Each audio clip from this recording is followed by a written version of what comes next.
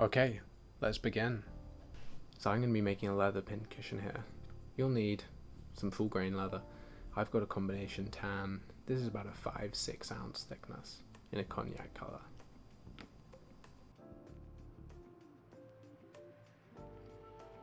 Now you want to measure two 1-inch by 1-inch squares. So for me, on my cutting mat, that's 4 by 4 of the little squares.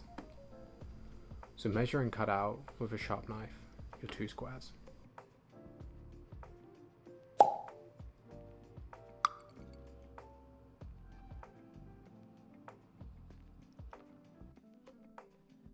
Next you want to round off those corners. So the easiest way for me to do this is take a triangle off and then smooth out the edges so you get a nice rounded corner. Then you want to continue and do this on all of your 8 corners, so you have 2 identical 1 by 1-inch squares. Next, I'm going to add some personalization. This is on the back piece. The next step, take your awl and mark out all of the different holes for the sewing needles. I can do this in a circular fashion and then add one at the center. Take a rotary hole punch and take it to the smallest setting. For me, this is about a 2mm hole. And then just punch out all of those holes. You can also use a maul and a punch, it doesn't matter.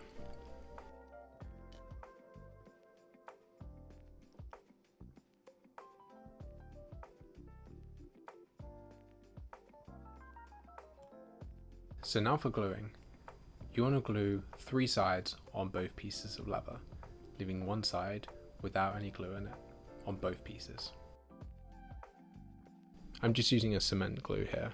Then once it's dry and tacky to touch, you put the 2 pieces together.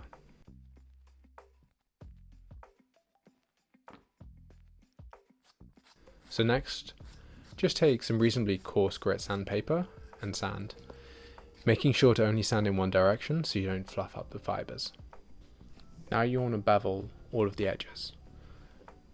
So that's on both sides and all 4 edges.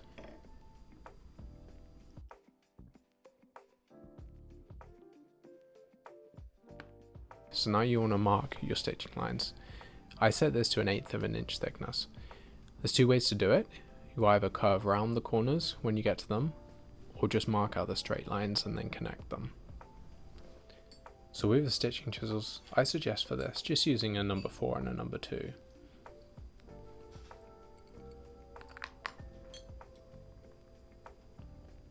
Line it up, make sure you remember to put your piece of edge down underneath. This helps protect both the stitching chisel and your mat.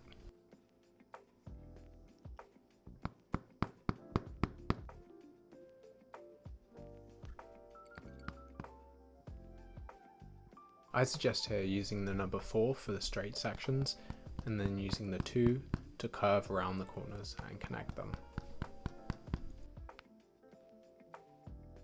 You want to now punch through the 3 sides that you previously glued, leaving one edge exposed without any glue and without any stitching chisel punches.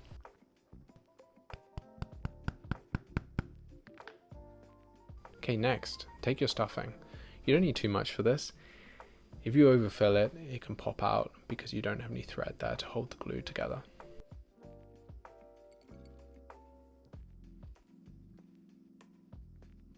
Okay, so apply your glue to both faces and then once it's dry, push it together. You can always use little clamps to hold it together, but you should be fine. Then with the number 2 and number 4, just finishing up the final edge with the stitching chisels.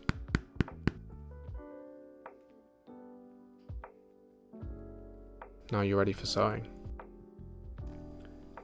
So for this piece, I'm going to go for about 6 lengths of thread. So measure the length of the 4 sides and then times that by 6.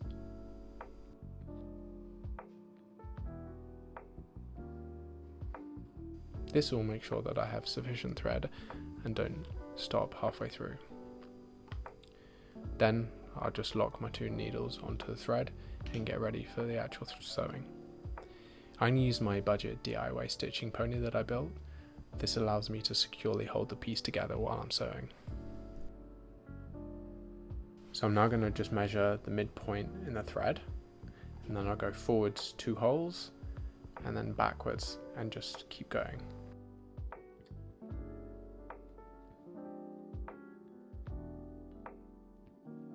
Okay, so that's the back stitch locked in, and now I'll just continue with a saddle stitch for the full length.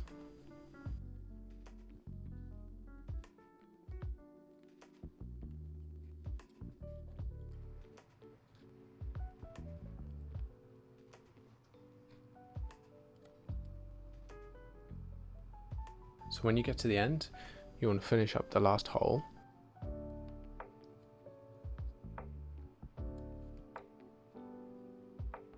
Pull it tight and then go for 1 back stitch. Then to finish it off, put the 1 thread back onto the underside. Now flip it over and cut about 1/8 of an inch from the edge. As this is a wax thread, I'm going to melt the ends of this and just use the end of my lighter just to smooth that down. So now we need to burnish those edges.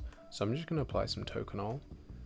A thin layer, you don't need too much. Let that slightly dry and then using a wood slicker, burnish those edges. And that's it, we're done. So you can see it holds the needles pretty nicely, keeps them all secure.